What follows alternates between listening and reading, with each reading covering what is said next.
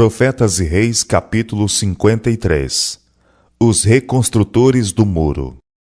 A viagem de Neemias para Jerusalém foi feita em segurança. As cartas régias para os governadores das províncias ao longo de sua rota garantiram-lhe honrosa recepção e pronta assistência. Nenhum inimigo ousou molestar o oficial que estava sob a guarda do poder do rei da Pérsia, e tratado com marcada consideração pelos governadores das províncias. Sua chegada a Jerusalém, no entanto, com uma escolta militar, mostrando que ele viera em alguma importante missão, excitou os zelos das tribos pagãs que viviam próximo à cidade. Tribos essas que não raro haviam manifestado sua inimizade contra os judeus, lançando sobre eles injúria e insulto.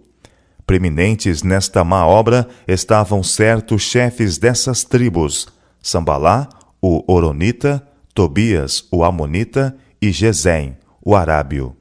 Desde o princípio, esses líderes observaram com olhos críticos os movimentos de Neemias e procuraram por todos os meios, ao seu alcance, subverter seus planos e embaraçar-lhe a obra. Neemias continuou a exercer a mesma cautela e prudência que até aí haviam marcado sua conduta. Sabendo que inimigos amargos e determinados estavam prontos para se lhe oporem, ele ocultou a natureza de sua missão até que um estudo da situação o capacitasse a formular seus planos. Assim esperava assegurar a cooperação do povo e levá-lo a trabalhar antes que a oposição dos inimigos despertasse. Escolhendo uns poucos homens que ele sabia serem dignos de confiança, Neemias falou-lhes das circunstâncias que o levaram a Jerusalém, o que ele tinha em vista realizar e os planos que propusera seguir. O interesse deles na tarefa foi assegurado de pronto, bem assim sua assistência. Na terceira noite depois de sua chegada, Neemias se levantou de noite e, com alguns companheiros fiéis, saiu para ver com seus próprios olhos a desolação de Jerusalém. Montando em seu animal, ele passou de uma a outra parte da cidade, contemplando os muros arruinados e as portas da cidade de seu país.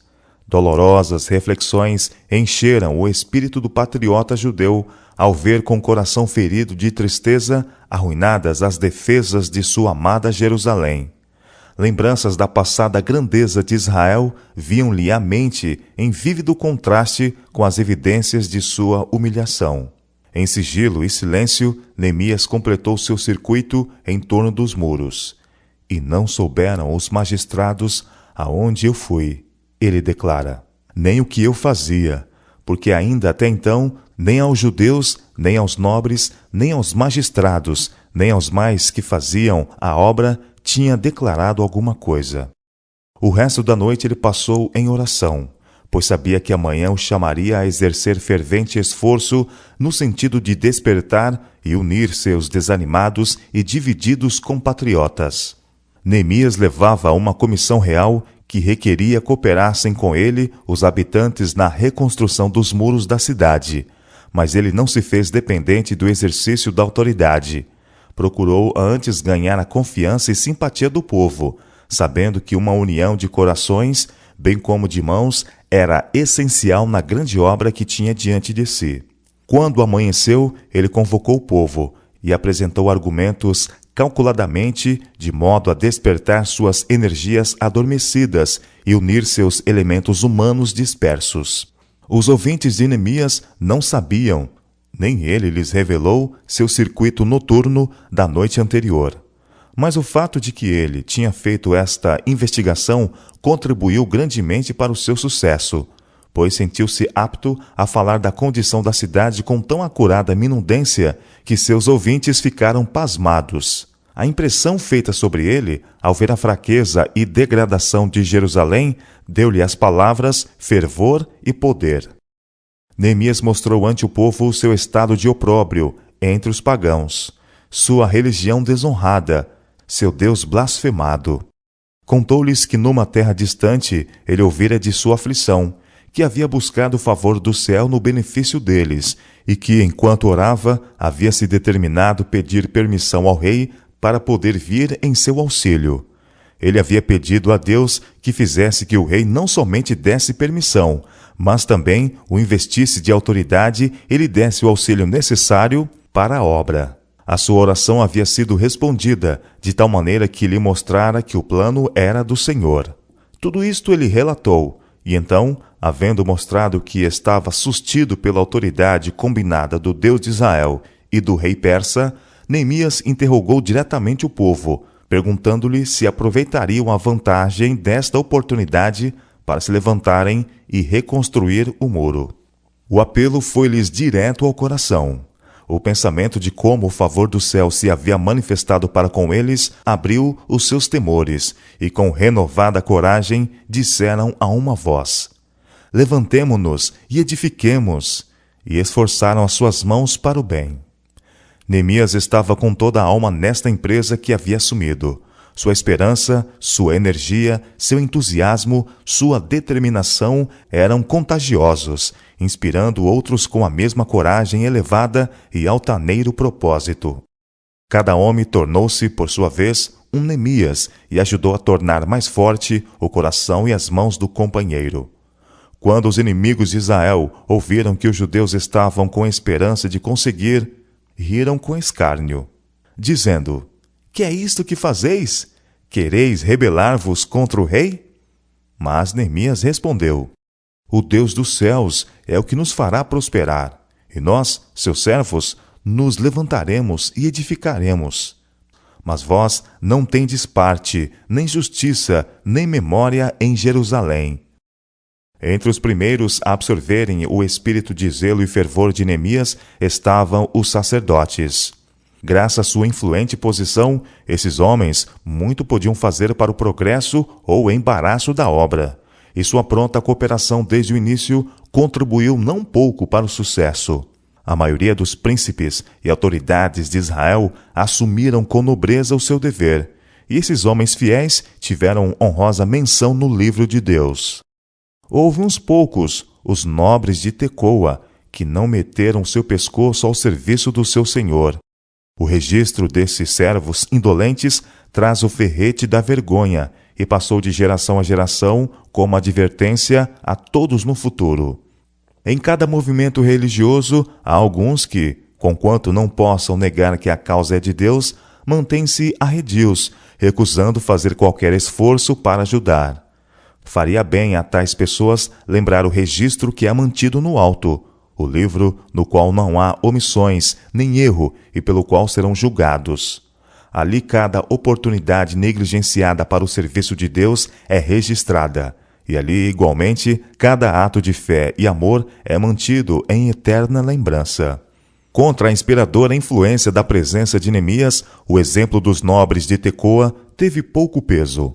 O povo, na generalidade, fora inspirado por patriotismo e zelo.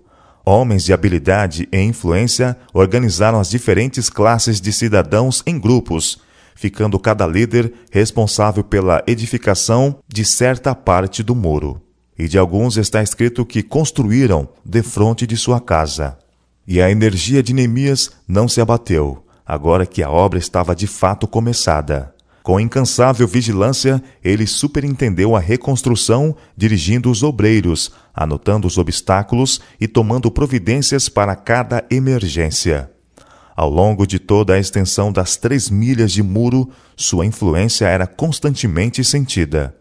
Com palavras oportunas, encorajava os tímidos, ativava os lentos e aprovava os diligentes. E vigiava sempre os movimentos de seus inimigos, que de tempos em tempos se reuniam à distância e se empenhavam em conversação, como se tramando alguma maldade, e então, aproximando-se mais dos obreiros, procuravam desviar-lhes a atenção. Em suas inúmeras atividades, Neemias não esquecia a fonte de sua força. Seu coração estava constantemente erguido para Deus, o grande supervisor de tudo. O Deus dos céus, ele exclamava, é o que nos fará prosperar. E as palavras ecoavam e tornavam a ecoar, comovendo o coração de todos os reconstrutores do muro. Mas a restauração das defesas de Jerusalém não prosseguia sem embaraços. Satanás estava trabalhando para suscitar oposição e levar o desencorajamento. Sambalá, Tobias e Gesem, seus principais instrumentos neste movimento, empenharam-se agora em embaraçar a obra de reconstrução. Eles procuravam provocar divisão entre os obreiros, ridicularizavam os esforços dos construtores, declarando ser o empreendimento uma impossibilidade e predizendo seu fracasso. "Que fazem estes fracos judeus?" exclamou Sambalá com zombaria. "Vivificarão dos montes do pó as pedras que foram queimadas?" Tobias, ainda mais desdenhoso, acrescentou: "Ainda que edifiquem, vindo uma raposa derrubará facilmente o seu muro de pedra." Os construtores ficaram logo sitiados pela mais ativa oposição. Foram forçados a se manterem continuamente em guarda contra as ciladas dos seus adversários, que, professando amizade, procuravam de várias maneiras levar a confusão e perplexidade e suscitar desconfiança. Procuravam destruir a coragem dos judeus, formavam conspiratas para atrair Neemias em suas malhas, e judeus insinceros mostraram-se prontos para auxiliar na traiçoeira empreitada. Espalhou-se o boato de que Neemias estava conspirando contra o monarca persa, intentando elevar-se como rei de Israel, e que todos que o ajudassem eram considerados traidores. Mas Neemias continuou a buscar de Deus guia e sustento, e o coração do povo se inclinava a trabalhar. A tarefa prosseguiu até que as roturas começaram a desaparecer, e o muro, em toda a sua extensão, alcançou a metade da sua altura planejada. Vendo os inimigos de Israel quão vãos foram seus esforços, encheram-se de ira. Até então, não haviam ousado empregar medidas de violência, pois sabiam que Neemias e seus companheiros estavam agindo sob comissão do rei, e temiam que uma oposição ativa contra ele pudesse levar contra eles o descontentamento do monarca. Mas agora, em sua ira, eles próprios se tornaram culpados do crime de que tinham acusado Neemias. Reunindo-se para conselho, eles ligaram-se entre si todos para virem guerrear Jerusalém. Nessa mesma ocasião em que os samaritanos estavam conspirando contra Neemias e sua obra, alguns dos líderes entre os judeus, tornando-se descontentes, procuravam desencorajá-lo, exagerando as dificuldades pertinentes ao empreendimento. Já desfaleceram as forças dos acarretadores, eles diziam, e o pó é muito, e nós não poderemos edificar o muro. Desencorajamento veio de outra fonte ainda. Os judeus que habitavam entre os que não estavam tomando parte na obra reuniram as afirmações e relatórios dos inimigos e usaram-nos para enfraquecer a coragem e criar desafeição. Mas vitupério e ridículo, oposição e ameaças pareciam apenas inspirar Neemias com mais firme determinação e despertá-lo para maior vigilância. Ele reconheceu os perigos que tinha de enfrentar nesta luta com seus inimigos, mas sua coragem foi indomável. "Nós oramos ao nosso Deus", declara ele, "e pusemos uma guarda contra eles de dia e de noite. Pus guardas nos lugares baixos por detrás do muro e nos altos, e pus ao povo pelas suas famílias, com suas espadas, com as suas lanças e com os seus arcos. E olhei, e levantei-me, e disse aos nobres, e aos magistrados, e ao resto do povo: Não os temais, lembrai-vos do Senhor, grande e terrível, e pelejai pelos vossos irmãos, vossos filhos, vossas mulheres e vossas casas. E sucedeu que, ouvindo os nossos inimigos que já o sabíamos, e que Deus tinha dissipado o conselho deles, todos voltamos ao muro, cada um à sua obra. E sucedeu que, desde aquele dia, metade dos meus moços trabalhava na obra, e a outra metade deles tinha as lanças, os escudos, os arcos e as couraças. Os que edificavam o muro, e os que traziam as cargas, e os que carregavam, cada um com uma mão fazia a obra, e na outra tinha as armas. E os edificadores, cada um trazia a sua espada, cingida aos lombos, e edificavam. Ao lado de Neemias ficava um trombeteiro, e nos diferentes pontos do muro foram estacionados sacerdotes portando trombetas sagradas. O povo foi espalhado em suas atividades, mas no caso de aproximação de perigo, em qualquer ponto era dado um sinal para que acorressem a reparar ali sem mais delonga. Assim trabalhamos na obra, diz Neemias, e metade deles tinha as lanças desde a subida da alva até o sair das estrelas.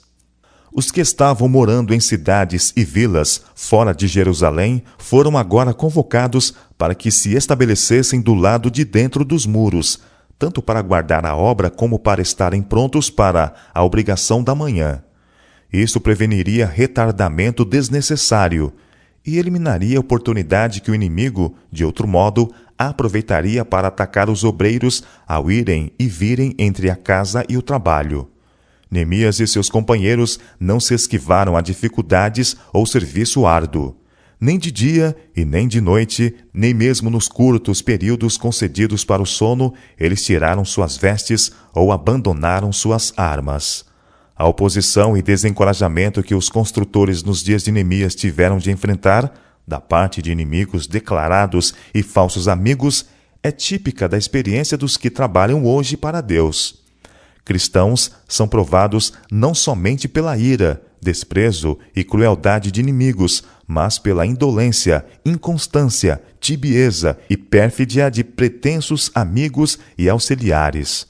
Zombaria e escárnio são-lhes endereçados, e o mesmo inimigo que promove o desdém, em oportunidade favorável, usa medidas mais cruéis e violentas. Satanás tira vantagem para a realização dos seus propósitos de todo elemento não consagrado.